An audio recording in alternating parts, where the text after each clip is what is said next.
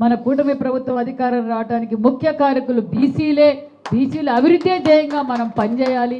బీసీల అన్ని రంగాల్లోనూ ముందుండాలి. బీసీల కష్టాలు తెలిసిన వ్యక్తే మన ముఖ్యమంత్రి చంద్రబాబు నాయుడు గారు అనే విషయం తెలియజేస్తూ, మరి పెద్దలందరూ మంచి సలహాలు సూచనలు ఇచ్చారు.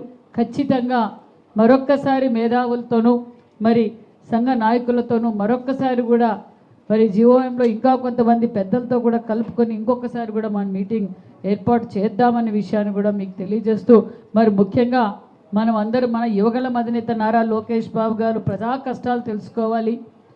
మరి బీసీలు పడుతున్న సమస్యలు స్వయానా చూసిన వ్యక్తి యువగళం అధినేత నారా లోకేష్ బాబు గారు ఎన్నికల సమయంలో ఏదైతే మరి ప్రచారం సమయంలో చెప్పారో, మన మేనిఫెస్టోలో బీసీలకు పెద్దపీట వేశాం. అదేవిధంగా బీసీల మరి బడ్జెట్లో కూడా మనం రోజు చూసాం, మనకు పెద్దపీట వేశాము. అంతేకాకుండా మరి ఏదైతే మన మేనిఫెస్టోలో చెప్పామో ఒక్కొక్కటిగా మన యువగళం అధినేత నారా లోకేష్ బాబు గారు కూడా మరి పూర్తి చేసుకుంటూ, ఒక పక్క సూపర్ 6 పథకాలు, ఒక పక్క రాష్ట్ర అభివృద్ధి, ఒక పక్క సంపద సృష్టిస్తూ, మరి ఏదైతే మేజర్గా మనం అందరం అనుకునేది బీసీ ప్రొటెక్షన్ యాక్ట్ మీద సూచనలు ఆల్రెడీ జీఓఎంలో కూడా ఒకసారి డిస్కస్ జరిగింది. మళ్ళీ కూడా మీరు చెప్పిన సూచనలు మరొకసారి కూడా మనం మీటింగ్లో కూర్చొని అన్నిటికీ ముఖ్య కారణం జనగణాలు జరగాలి, కుడగణాలు జరగాలనే ఉద్దేశంతో డెడికేషన్ కమిషన్ కూడా దగ్గరలో ముఖ్యమంత్రి గారు వేయబోతున్నారన్న విషయాన్ని కూడా మీకు తెలియజేస్తూ, మరి చట్టసభల్లో రిజర్వేషన్ గురించి కూడా క్లారిటీగా మీకు ఎక్స్ప్లెయిన్ చేసాం. స్థానిక సంస్థల రిజర్వేషన్ కూడా మరి మనం ఏదైతే రెజల్యూషన్ పాస్ చేసి పంపించాం ఆ విషయాన్ని కేంద్రంతో కూడా మాట్లాడతామన్న విషయం కూడా మీకు తెలియజేస్తూ, మరి ఎన్డీటీ సమస్యల గురించి మనకన్నా ఎక్కువగా ముఖ్యమంత్రి గారికి తెలుసు.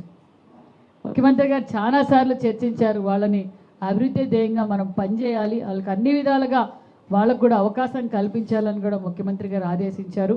మరి ఇక్కడ కొంతమంది పెద్దలందరూ మొన్నటి రోజున మనం ఆదరణ 1 తెచ్చింది చంద్రబాబు నాయుడు గారు, ఆదరణ 2 తెచ్చింది చంద్రబాబు నాయుడు గారు, ఆదరణ 3 తెచ్చింది కూడా చంద్రబాబు నాయుడు గారు. కొంతమంది ఎవరైతే కుల వృత్తుల్లో కంటిన్యూ అవుతున్నారో వాళ్ళకి ఆదరణ పథకం కింద ఎవరైనా ఎలిజిబిలిటీ, నేను అనేది కుల వృత్తులు ఇప్పుడు ఎవరు చేసుకోవడం లేదు, అందరూ డిఫరెంట్ అన్ని రంగాల్లోనూ అందరూ ఉన్నారు.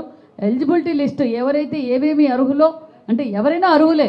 మరి ఆదరణ పథకం కింద ఏవైతే ఎలిజిబిలిటీ ఉందో అది బోర్డులో వేస్తాం. దాన్ని బట్టి మరి ఎవరు సెలెక్ట్ చేసుకోవచ్చు. మరి ఇది కూడా కులగణాల జనాభా దామాసా ప్రకారమే మరి ఈ కార్పొరేషన్ ద్వారా విధులు కేటాయిస్తామన్న విషయం కూడా మీకు తెలియజేస్తున్నాం. మరి కొంతమందికే వచ్చాయి, కొంతమందికి రాలేదన్నారు. అలా కాకుండా డిపార్ట్మెంట్ ఆల్రెడీ అన్ని విషయాలు సేకరిస్తున్నాం.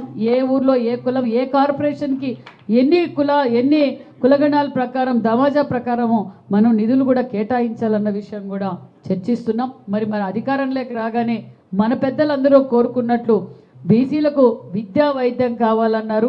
మరి గతంలో అన్న నందమూరి తారక రామారావు గారు బీసీలు గుర్తించిన మొట్టమొదటి వ్యక్తి అన్న నందమూరి తారక రామారావు గారు. మరి అదే స్ఫూర్తితోనే ఈరోజు బీసీ హాస్టల్స్, బీసీ గురుకులాలు ఏర్పాటు చేసిందే అన్న నందమూరి తారక రామారావు గారు, చంద్రబాబు నాయుడు గారు. మనం అధికారంలోకి రాగానే మరి బీసీ హాస్టల్స్ మరి ఆల్మోస్ట్ అన్ని రెన్యువేషన్స్, వాళ్ళకి కావాల్సిన వసతులు కూడా ఏర్పాటు చేశాం. అంతేకాకుండా బీసీ గురుకుల పాఠశాలలకు కూడా మరి పెద్దలందరూ మరి చాలామంది పెద్దలు గతంలో కలిసినప్పుడు మాకు పర్మనెంట్ బిల్డింగ్లు కావాలి మన బీసీ బిడ్డలకు అన్న విషయం కూడా నాతో చర్చించారు. మరి ఇప్పుడు ఫస్ట్ మన రాష్ట్ర పరిస్థితి ఏ విధంగా ఉందో మనకు తెలుసు. వెంటిలేటర్ మీద ఉన్నాం. దాన్ని ఇప్పుడిప్పుడే మనం ఆక్సిజన్ తీసుకొచ్చారు మన ముఖ్యమంత్రి గారు.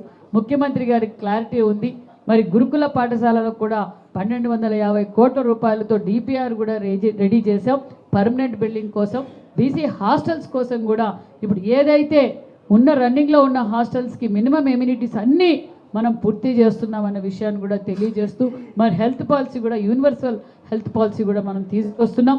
మరి అదే కాకుండా బీసీ భవన్లు గతంలో మనం 13 జిల్లాల్లోనూ కమ్యూనిటీ బీసీ భవన్లకు ఆల్రెడీ మనం శాంక్షన్ చేసాం. మరి ముఖ్యమంత్రి గారు 26 జిల్లాల్లోనూ బీసీ భవన్లు నిర్మాణం చేయాలా అన్న విషయాన్ని కూడా ఆదేశించారు. ఆ పనిలో ఉన్నామన్న విషయం కూడా మీకు తెలియజేస్తున్నాం. అదేవిధంగా మరి మన అందరికీ స్ఫూర్తి మరి జ్యోతిరావు పులే గారి మరి సూత్వనం కూడా ఏర్పాటు చేయాలన్నారు. ఆల్రెడీ అది ముఖ్యమంత్రి గారు కూడా సానుకూలంగా స్పందించి మంచి స్థలం చూసి 200వ జయంతి రోజు మరి భూమి పూజ కార్యక్రమాన్ని కూడా మనం చేయబోతున్నామనే విషయం కూడా తెలియజేస్తూ, అదేవిధంగా బీసీ స్టడీ సర్కిల్కి కూడా 5 ఎకరాల స్థలాన్ని కూడా కేటాయించమని కూడా ముఖ్యమంత్రి గారు ఆదేశించారు. ఆ Jyotirao Phule BC study circle అని కూడా మనం నామకరణం చేస్తున్నామన్న విషయాన్ని కూడా మీకు తెలియజేస్తూ, మరి అతి తక్కువ కాలంలోనే పెద్దలందరి సూచనల మేరకు మరి మన యువగలం అధినేత నారా లోకేష్ బాబు గారు మెగా డిఎస్సి ఏదైతే మాట చెప్పారో మెగా డిఎస్సి మనం అమలుపరిచాం. అందులో ఎక్కువ శాతం మన బీసీ బిడ్డలే మరి లబ్ధి పొందారన్న విషయం కూడా తెలియజేస్తూ, అదేవిధంగా మన బీసీ వెల్ఫేర్ తరఫున కూడా మనం డిఎస్సి స్టడీ సర్కిల్స్ కూడా పెట్టి డిఎస్సి కోచింగ్ సెంటర్స్ పెట్టి ప్రతి జిల్లాలో కూడా పెట్టి మనం బీసీ బిడ్డల్ని అక్కన చేర్చుకున్నాం. వారికి విద్యాపరంగా కూడా మనం సహకరించామనే విషయం తెలియజేస్తూ, అదేవిధంగా మరి సివిల్ సర్వీస్ కోచింగ్ కూడా ఇదే బీసీ భవన్లో కార్పొరేట్ స్కూల్ ధీటుగా వాళ్ళకి అన్ని అకామిడేషన్ ఏర్పాటు చేసి మరి 2వ బ్యాచ్ కూడా ఇప్పుడు పనిలో మరి కోచింగ్ తీసుకుంటున్నారన్న విషయం కూడా మీకు అందరికీ తెలియజేస్తూ, మరి మీ సూచనలు సలహాలు ఖచ్చితంగా పరిగణలోకి తీసుకొని మరొక్కసారి మీ అందరితోనే సమావేశం అవుతామన్న విషయం కూడా తెలియజేస్తూ, పిలువగానే వచ్చిన మా బీసీ కుటుంబ సభ్యులందరికీ ప్రత్యేకతమైన ధన్యవాదాలు తెలియజేసుకుంటూ, ఈ ప్రభుత్వం బీసీల ప్రభుత్వం, కూటమి ప్రభుత్వం, బీసీలకు వెళ్ళవేళలా అండగా ఉండే ప్రభుత్వం. మరి నిజంగానే మరి బీసీలు గతంలో 5 సంవత్సరాలుగా బీసీలు అని చెప్పి ఓటేయించుకున్న వారు ఏ విధంగా బీసీలపై దాడులు చేశారో, మన బీసీ బిడ్డల్ని ఏ విధంగా ఇబ్బంది పెట్టారో మనం అందరం చూసాం. ప్రశ్నిస్తే కేసులు పెట్టడం తప్ప వైసీపీ పార్టీ చేసింది ఏమీ లేదు. మరి ఈరోజు అతి తక్కువ కాలంలో రాష్ట్ర ఆర్థిక పరిస్థితి ఎలా ఉందో మనకు తెలిసినా బీసీలకు పెద్దపీట వేసిన ప్రభుత్వం కూటమి ప్రభుత్వం అనే విషయం కూడా మీకు అందరికీ తెలియజేస్తూ, మీ సూచనలు ఖచ్చితంగా అన్నీ ఒకసారి మళ్ళీ మనం కూర్చొని మంచి నిర్ణయం తీసుకుంటామన్న విషయం కూడా తెలియజేస్తూ, జై హో బీసీ, జై హో BC. Thank you. Please subscribe to Leo News for more videos.